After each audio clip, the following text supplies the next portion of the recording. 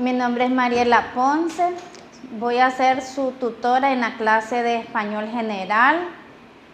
Va a ser un gran placer para mí trabajar con ustedes durante este trimestre que inicia el día 12 de julio. Nuestra clase de español está integrada básicamente por 3 unidades. La primera unidad se titula Técnicas de lectura, la segunda unidad Técnicas de redacción y la tercera unidad Técnicas de expresión oral. Como han podido escuchar, son 3 unidades importantes. Nuestra clase es muy básica para el desarrollo de las habilidades que ustedes pueden desarrollar durante este proceso de aprendizaje. Todas las habilidades de comprensión, de expresión oral, de expresión escrita que ustedes puedan adquirir en la clase de español les van a ser de gran importancia en el sinnúmero de clases que ustedes van a trabajar durante su formación, ya que la comprensión lectora, la expresión oral y la expresión escrita son de gran relevancia para el desarrollo de cualquier disciplina. En la primera unidad, que se titula Técnicas de lectura, vamos a trabajar con el tema de la lectura. En su material ustedes pueden encontrar este tema bastante desarrollado. Si yo les pregunto ahora, ¿qué es leer para ustedes? ¿Cómo podríamos definir el concepto de lectura? ¿Será que leer es pronunciar ese conjunto de letras que vemos en el texto? No. Efectivamente, leer no es pronunciar ese sinnúmero de letras que observamos en el texto. Leer va más allá de eso. Después de leer, vamos a ser capaces de desarrollar un conjunto de habilidades. ¿Cuáles pueden ser estas habilidades? Después de leer, vamos a ser capaces de comprender, de poder explicar la información que encontramos en el texto. Leer significa analizar. Leer es sinónimo de comprender. Leer es sinónimo de contextualizar el contenido de un texto con nuestra realidad. Por ejemplo, si les digo, vamos a trabajar un texto acerca del medio ambiente, allí pueden encontrar ustedes un sinnúmero de problemas que hay en cuanto a este tema, y ustedes pueden ser capaces de relacionar ese contenido con la realidad que vivimos hoy en día, con nuestro medio ambiente que cada día lo estamos destruyendo por nuestras actividades. Entonces, el hábito de la lectura es un hábito que debemos de rescatar. Sé que a muchos tal vez no les agrada mucho la lectura, pues hoy los quiero invitar a que se enamoren del hábito de leer. Quien cultiva el hábito de lectura está cultivando su pensamiento, está cultivando su habilidad de expresión escrita. Cuanto más leemos, vamos a tener una gama de conocimientos de las diferentes temáticas que podamos leer. Leer nos abre y nos lleva a conocer un sinnúmero de cosas, ¿verdad? Si leemos historia, conocemos la historia, conocemos el pasado, podemos trazar un futuro, podemos mejorar el presente. Si leemos textos de geografía, podemos darnos una idea de lo que hay en otros lugares, ¿verdad? Entonces, a través de la lectura vamos garantizando ese conjunto de conocimientos que nos van a servir en todos los ámbitos de nuestra vida. La lectura es muy fundamental en este proceso de aprendizaje. Dentro de la lectura tenemos niveles muy importantes. Uno de los niveles importantes de la lectura es el nivel literal. Cuando hablamos del nivel literal estamos refiriéndonos a que vamos a repetir textualmente lo que dice el texto.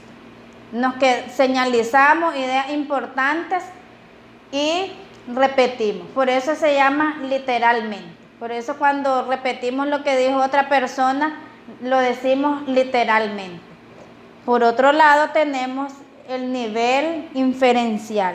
Este nivel nos permite desarrollar nuestra capacidad crítica, nuestra capacidad de establecer un juicio de la lectura que hemos analizado. Por otra parte, tenemos el nivel creador. El nivel creador es uno de los niveles muy importantes de la lectura, ya que nos permite convertirnos en escritores. Una vez que hemos leído, que hemos interpretado un texto, podemos ser capaces de crear nuestro propio texto. Si leemos un cuento, podemos ser capaces de crear nuestro propio cuento. En otras palabras, muchachos, jóvenes, el nivel creador es el nivel culminante después de haber desarrollado los niveles anteriores. ¿Por qué? Porque en el nivel creador es donde vamos a poner en práctica todas las habilidades que hemos desarrollado anteriormente. En otro orden, dentro de la unidad primera que se titula Técnicas de lectura, tenemos un tema muy importante como es el tema de la comunicación. ¿Qué es la comunicación? Si podemos observar aquí en la presentación, decimos que es el proceso mediante el cual se transmite una información. Así de sencillo. Comunicar es transmitir un mensaje o una idea.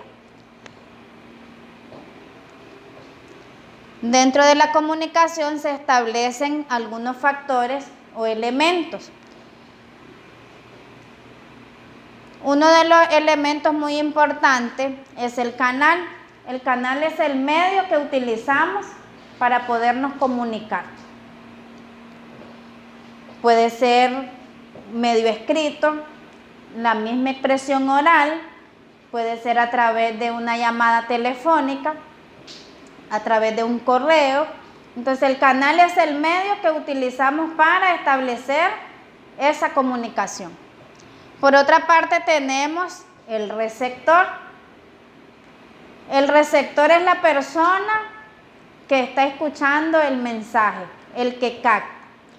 Tenemos el emisor, elemento clave dentro de la comunicación, porque es la persona que transmite la idea, que transmite el mensaje. Es muy importante dentro del proceso de comunicación que seamos buenos emisores, porque de esta manera vamos a poder transmitir una verdadera comunicación. Tenemos otro elemento muy importante como es el código. El código es una parte fundamental ya que debe de haber coincidencia entre emisor y receptor. Un ejemplo de código es el idioma. Si yo soy hablante del idioma español, no podría comunicarme con otra persona que no habla el mismo idioma. Entonces, el idioma es algo muy esencial para que podamos establecer una verdadera comunicación. O por ejemplo, tenemos el lenguaje de señas. Esa forma de lenguaje también puede ser un código. Recordemos también que dentro de las maneras de comunicación tenemos las formas no verbales para comunicarnos. Entonces, la forma no verbal la usamos de muchas maneras, ¿verdad? No es necesario pronunciar palabras para que nos podamos comunicar. Algo muy importante también es el contexto. El contexto es el entorno, es el medio donde se está dando la comunicación. Por ejemplo, cuando estamos en el aula de clase, tenemos el entorno de la clase, los estudiantes, el maestro y el espacio. Ese es el entorno o contexto de la comunicación que se está dando en ese momento. Dentro de las formas de comunicación tenemos la comunicación escrita y la comunicación oral. Como mencionaba anteriormente, tenemos lo que es el lenguaje no verbal. Cada uno de nosotros es una manera de comunicación. Les decía de que no es necesario pronunciar palabras para emitir un mensaje. Por ejemplo, dentro del sistema de comunicación existen una serie de iconos que contienen un mensaje, que tienen un significado y que cada uno de nosotros podemos entender el mensaje. Si vamos por la carretera conduciendo, también vamos a encontrar un sinnúmero de señales que tienen un significado y que tenemos que saber comprender. En el aspecto corporal también cada uno de nosotros es un agente comunicativo. Nosotros emitimos comunicación desde la manera de caminar, de ver a la otra persona, desde la manera de vestirnos. Todos nosotros somos una forma de comunicación. Bien, chicos. Por otro lado, dentro de esta unidad vamos a trabajar con un tema muy importante dentro de la comprensión lectora, como es el párrafo. Hablaremos de uno de los contenidos muy importantes dentro de lo que es la unidad de técnicas de lectura. La mayoría de los textos que leemos están estructurados en una de las unidades del lenguaje escrito al que titulamos párrafo. El día de hoy hablaremos acerca del concepto de párrafo, su clasificación y sus características.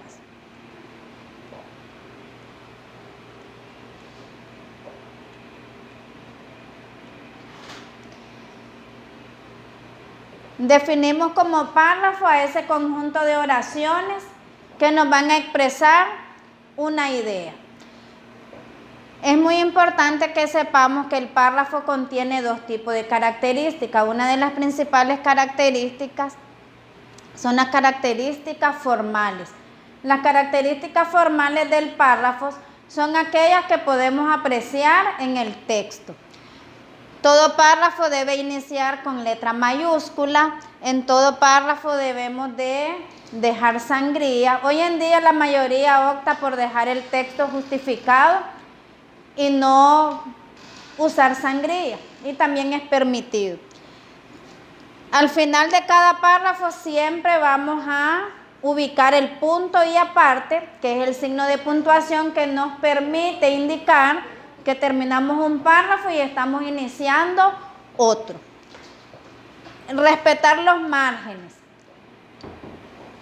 Si escribimos en el cuaderno, vamos a observar que ya el cuaderno trae pintados los márgenes y son los símbolos que nos indican dónde iniciar la escritura y dónde finalizar, y que no nos debemos de pasar.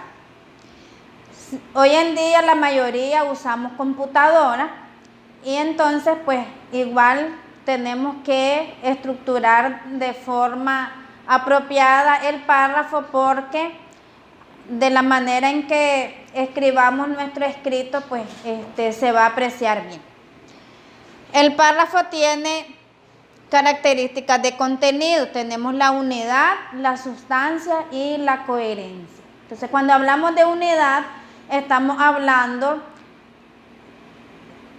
de la temática que debemos de seguir en el párrafo. En un párrafo no es recomendable mezclar dos temas. Si en el párrafo estoy hablando, por ejemplo, del medio ambiente, todo el párrafo del inicio hasta el final debe de contener la misma idea, tiene que estar unificado ese tema. Por otra parte tenemos la sustancia. La sustancia es remitirnos a escribir lo más importante, lo más relevante de la información que queremos dar a entender. Y por otra parte, la coherencia. La coherencia es una de las características fundamentales del párrafo, ya que se trata del orden lógico en que vamos a ubicar las ideas. El párrafo está clasificado según su carácter y según la ubicación de la idea principal. Tenemos el párrafo narrativo, que como su mismo nombre lo indica, es aquel párrafo donde vamos a encontrar elementos narrativos. En otro orden tenemos el párrafo argumentativo, que se trata de un tipo de texto donde lo que tenemos que hacer es tratar de argumentar, de persuadir y de convencer con lo que plasmamos en ese escrito. Tenemos el párrafo expositivo, cuya finalidad es exponer acerca de un tema toda la teoría y la información de ese tema que necesitamos abordar. Como su mismo nombre lo indica, expositivo viene de exponer. Tenemos el párrafo descriptivo, cuya función es describir, pintar con palabras a través del texto. Luego tenemos que el párrafo se clasifica por la ubicación de la idea principal, y aquí tenemos el párrafo de orden deductivo y de orden inductivo. Deductivo cuando tenemos la idea al inicio, inductivo cuando la idea está al final del párrafo. El párrafo se clasifica por su organización y según su función. Entonces tenemos el párrafo de causa y efecto, que es el párrafo donde presentamos un problema, una causa y punto y seguido. Vamos a expresar en ese escrito qué problema tenemos derivado de la causa, ¿verdad? Por ejemplo, si ustedes como estudiantes no cumplen con sus obligaciones, esa causa va a tener un problema, ¿verdad? Bajo rendimiento académico, entre otros inconvenientes. Tenemos comparación y contraste. Este es un tipo de párrafo donde establecemos comparación entre dos elementos. Más adelante vamos a estar ampliando esta información en el material que se les ha compartido a través del aula virtual. Tenemos el párrafo de enumeración, que es aquel párrafo donde seleccionamos y enumeramos un conjunto de elementos. Dentro del texto vamos a encontrar un conjunto de párrafos y cada uno de ellos tiene una función. Tenemos el párrafo de introducción, que es el párrafo que introduce el tema y que nos presenta una serie de elementos importantes al inicio de la lectura o escritura. El párrafo de desarrollo es aquel donde presentamos lo más relevante, la teoría de la información o del texto que estamos presentando. El párrafo de transición es aquel párrafo que nos va a permitir pasar de un tema a otro tema o cambiar de idea. Por otra parte, vamos a encontrar el párrafo de resumen, que es el que nos sirve para resumir el discurso expositivo que hemos iniciado de ese tema.